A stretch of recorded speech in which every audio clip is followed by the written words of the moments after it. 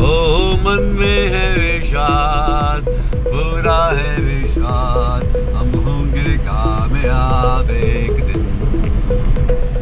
चलो आपको लेकर चलते हैं राजस्थान के उन खेतों में, उन खलिहानों में, उन पहाड़ों में और उन बंजर और उपजाऊ ज़मीन में जहाँ पर आपने देखा होगा कि आजकल बहुत इंडस्ट्री एरिया हो चुका है और दिल्ली जैसे महानगरों में तो पॉपुलेशन ने एक विस्फोट सा कर दिया है।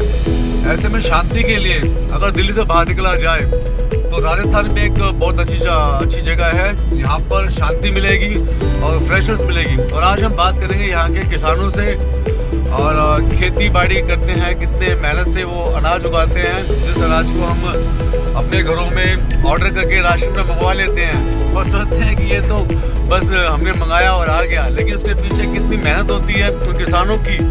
दिन रात सर्दी गर्मी बरसात की परवाह किए बिना वो लगे रहते हैं अपनी उपज के लिए और उगाते हैं अन्न हमारे लिए, आपके लिए, हम सब के लिए।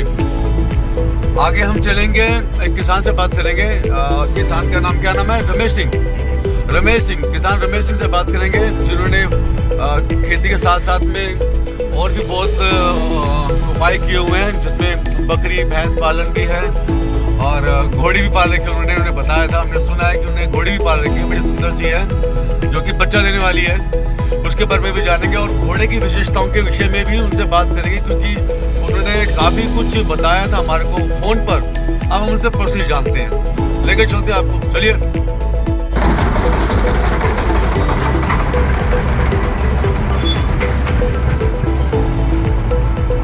कितने फीट पे आ रहा पानी? पानी क्या रहा है? कितने? 50 फीट पे है, सेटिंग 120 फीट पे। सेटिंग 120 की है। मीठा पानी है? हाँ मीठा। 99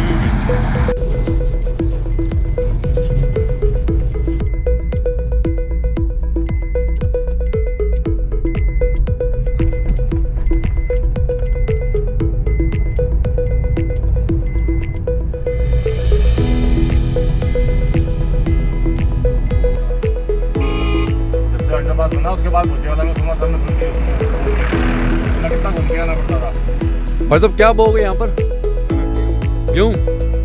चलो, राजस्थान का भोजे वाला शाम का समय हो चुका है। सुबह से हमने जो जर्नी स्टार्ट की थी, अब वो शाम को अपना अंतिम परिणाम लेने वाली है।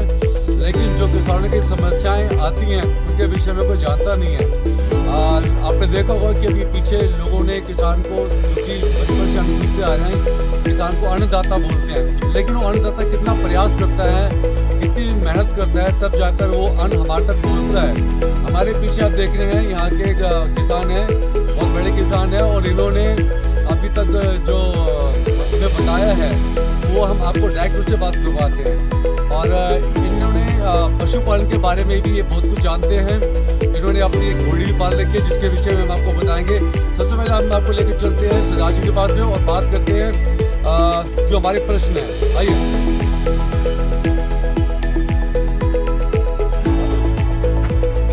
हमारे साथ में है रमेश सिंह जी। रमेश सिंह जी नमस्कार। रमेश जी, किसानों के विषय में हमने टीवी में देखा है, लेकिन वास्तव में जो किसान जितना कष्ट और परिश्रम करते हैं उसका आवाज़ हमने आज यहाँ पर आकर के पता लगाया कि कितनी मेहनत होती है। सुबह उठना, दोपहर में जाना, सर्दी गर्मी बरसात सब छोड़ करके आप खेतों में उपज करते हो। तो आपको क्या लगता है कि किसानी में आज का जो वर्तमान चल रहा है, इसके बाद जो आने वाली भविष्य की पीढ़ी है, क्या वो इतना श्रम कर पाएगी? देखो जी, शर्म करना पड़ेगा, क्योंकि जितनी आबादी बढ़ रही है ना, उस हिसाब से अनाज की लोड़ है और अनाज की जरूरत तभी पूरी होगी जब अपनी किसान मेहनत करेगा और किसान के बच्चे जो वो मेहनत करेंगे, तब जो अनाज की पूर्ति हो सकती है और फिर अपना पेट भर के सो सकते हैं। अच्छा, इसके अलावा आप पशुपालन भी करते हैं? बिल्कुल, पशुपालन कर रहे हैं, बढ़िया काम चल रहा है सारा, बढ़िया दूध बढ़िया हो जाए। पशुपालन से कमाई खूब होती है। पहले था भैंस का रेट था, अब तो भैंस का बहुत ज़्यादा रेट हो, 50,000 से लेके 1.5 2 लाख 5 10 लाख भैंसा बिक रही है। और गाय भी बढ़िया ऐसे नस्ल हो गई, राजस्थान की हमारे नस्ल है, साहिवाल होगी, थार पार्कर होगी, और भी नस्लें जो है खूब दूध देने वाली नस्ल है, जिससे दूध से कमाई बहुत हो रही है। और साथ में कई किसानों के पास घोड़ा पालक भी है, वो भी बहुत बढ़िया चीज़ है। क्योंकि पुराना जो समा था ना, पुराना समा तब आज से पहले जो किसान थे उनके पास घोड़े बैल सब जानवर होते थे। वो समय में अगर दोबारा लोग आएंगे ऑर्गेनिक खेती की तरफ आएंगे और दोबारा पशुपालन की तरफ आएंगे ना, जैसे घोड़े हो गए या कोई और जानवर हो गए, उनके आने जाने के साधन उन पर डिपेंड है, जैसे कि डीजल हो गया, पेट्रोल हो गया, गैस हो गई, इससे थोड़ी अपन मुक्ति मिलेगी और खर्चा भी अपना कम होगा और इससे आमदनी भी अपने बढ़िया मिलेगी। अच्छा ये बताओ कि जब आप जमीन खरीदते हो या जमीन में आप बुआई करते हो तो जमीन में क्या क्या विशेषता देखी जाती है? देखो जी, जमीन में सबसे पहले तो मिट्टी देखी जाती है और दूसरा नंबर ये आ गया तो जो जिम्मेदार होता है ना, जो किसान है उसको आम ही पता लग जाता है कि ये जमीन आपको पैदावार देगी या नहीं देगी। और दूसरा रहेगा ये बात कि उसमें डालना क्या पड़ता है, खेती के लिए मेहनत करनी पड़ती है। देखो जी, लाइट जो राजस्थान में क्या सारे ऑल इंडिया में सरकार की तरफ से जो 6 घंटे है, कहीं 8 घंटे है, कहीं 24 घंटे है, तो जितना समय खेती के लिए जो अगर 4 बजे लाइट आती है ना सुबह तो 4 बजे आपको 3 बजे उठना ही पड़ेगा और फिर जाके अपना जो अपन खेती के लिए उसको बीज बिजाई के लिए तैयार कर सकते हैं। अच्छा, और जमीन में आज यहाँ का वाटर लेवल कितना है? वाटर लेवल हमारे जो भोजेवाला जो तहसील सूरतगढ़ जिला श्री गंगानगर, हमारे जो वाटर लेवल है जी कहीं 50 फुट पर है, कहीं 60 पर है और कहीं 40 फुट पर भी वाटर लेवल है हमारे। तो जहाँ पर नमकीन पानी मान लो अगर निकल आए तो क्या वहाँ खेती बाड़ी संभव है? खेती बाड़ी संभव है जी, और उसमें क्या है जो आने वाले जो फसल है ना, जैसे ये हो गया मूंग होगी, मोठ हो गए, ग्वार या मूंगफली, चना हो गया, ये खारे पानी में नहीं होगा। और हाँ जी, वो खारे पानी में नहीं होगा।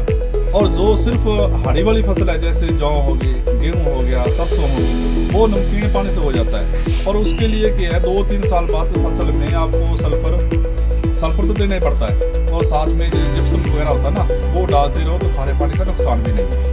तो आजकल जो यूरिया से काफ़ी साइड इफेक्ट्स होते हैं, तो आप यूरिया करते हो खेती में? यूरिया बहुत कम यूज करते हैं, बहुत कम यूज करते हैं। जैसे आप किसान जो लोग लगातार करते हैं 2-3 गट्टे डालते हैं, हम नहीं डालते, हम सिर्फ आधा गट्टे से कम ही डालते हैं, उसका नुकसान नहीं है कोई भी। अच्छा, और इस समय नवंबर जो अंत चल रहा है, इस समय क्या आपने बोया है अभी तक? अभी हमने सरसों बीज रखी है जी, गेहूँ बीज लगा रखा है, सौंफ लगा रखी है, जीरा लगा रखा है। लगा रखे हैं। अच्छा, एक बात हमने सुनी है पूरे जब हम यहाँ पर आ रहे थे तो वहाँ बात हो रही थी रमेश सिंह के बारे में। हमने पूछा था कि रमेश सिंह, तो लोगों ने बोला रमेश सिंह पंजाबी, लगभग 2 किलोमीटर दूर भी लोग बता देते हैं कि इनका घर कहाँ पर है। और वहाँ पर हमने एक बात और भी बताई थी कि आपके पास घोड़ी है, जिसके विषय में आप बहुत कुछ जानकारी हमारे दर्शकों को दे सकते हो। देखो जी, घोड़ी तो ऐसा बात है ना, घोड़ी अगर रखना ना, ये जानवर रखना है तो उसके बारे में आपको पहले नॉलेज होनी चाहिए, पूरी जानकारी पूरी होनी चाहिए। खरीदने से पहले उसके बारे में पता होना चाहिए आपको कि इसमें क्या दिक्कत आएगी, क्या नहीं आएगी, क्या देना है इसको, क्या नहीं देना है इसको। क्योंकि जो घोड़ी जो जानवर है ये इंसान की तरह ही होता है। जैसे बंदे ने कुछ गलत चीज़ खा ली, उसका पेट दर्द करने लग गया, वही घोड़ी क्या है। और इसमें जो खरीदने से पहले इसकी बवरियाँ चेक करनी होती है। अच्छा, जैसे बाघ बवरी होगी, दूसरी बवरियाँ हो गया, देवमन हो गया, वो सब बवरियाँ जांच करनी पड़ती है। जांच करने के बाद ही वो जानवर खरीदना पड़ता है। और घोड़ा जानवर जो ऐसा है, अगर आपको आपके मैच शूट करके आपको, तो वो आपको लखपति नहीं, वो करोड़पति बना देता है। मतलब इससे भाग्य भी जुड़ा हुआ है? भाग्य जुड़ा हुआ घोड़े से। तो उसकी क्या पहचान होती है? जो घोड़ा जो है उसकी पहचान क्या होती है कि हमारे लिए शुभ होगा? जो शुभ होगा, बवरियाँ देखनी पड़ती है, बवरी देखनी पड़ती है, मत्थे में होती है, कंठ पर होती है, जहाँ नीचे होती है, पेट पर होती है, वो सब बवरियाँ चेक करनी पड़ती है। अगर वो बवरियाँ सही होती है ना, तो घोड़ी पक्का ये जानवर ऐसा है कि आपको वादा ही देगा, घाटा नहीं कभी देगा, बहुत नहीं देगा। चलो एक काम करते हैं, इनके पास में घोड़ी भी है, आपने उसका नाम भी रखा है कोई? बिल्कुल जी, नाम रखा हुआ है, देव की नाम है उसका। देव की नाम, वाह क्या बात है, कितना अच्छा नाम रखा आपने। घोड़ी की जो विशेषताएं भी इन्होंने बताई हैं, हम जान के प्रैक्टिकल भी देखते हैं और अभी हम देखते हैं घोड़ी के बारे में। आइए चलो लेके चला घोड़ी के बारे में भी, उनकी जो विशेषताएं है उसके बारे में बात करते हैं।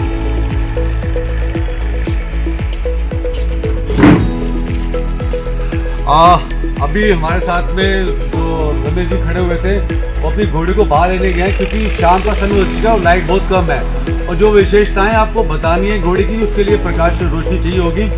2 मिनट हमारे साथ जुड़े रहो, अभी लेके आ रहे हैं आपके लिए एक घोड़ी। देव की बहुत अच्छा नाम है, मुझे नाम से अच्छी लगी है। अब इसकी शक्ल सूरत भी देखते हैं कितनी अच्छी होती है।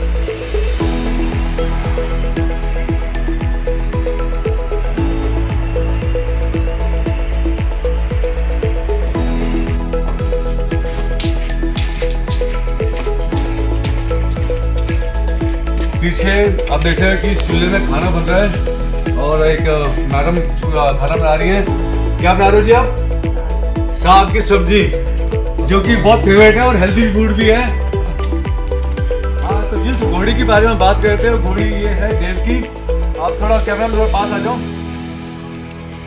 इसकी विशेषताओं के बारे में बता रहे थे ना कि भाग्य के लिए बहुत अच्छी होती है। ये एक बबरी ये होती है जी।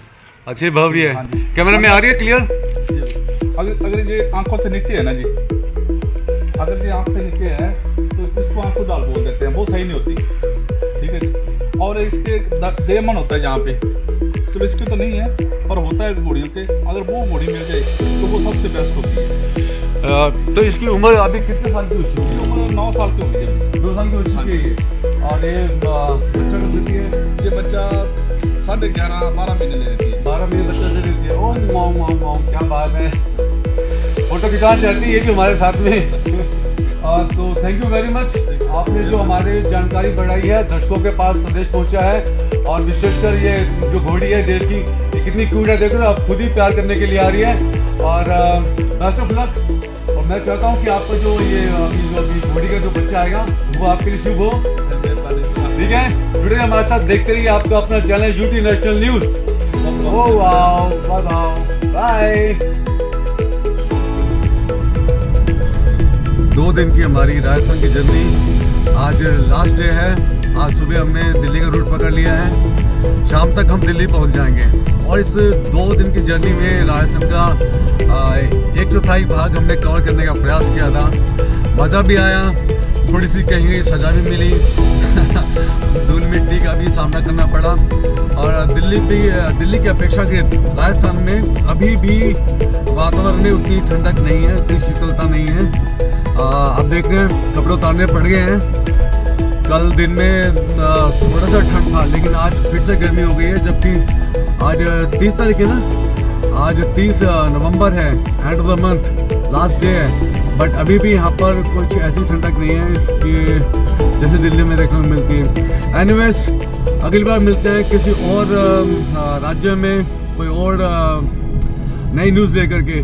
तब तक जुड़े रहिए हमारे साथ, देखते रहना, बहुत मेहनत से बनती है न्यूज़। राइट। बाय, नमस्कार।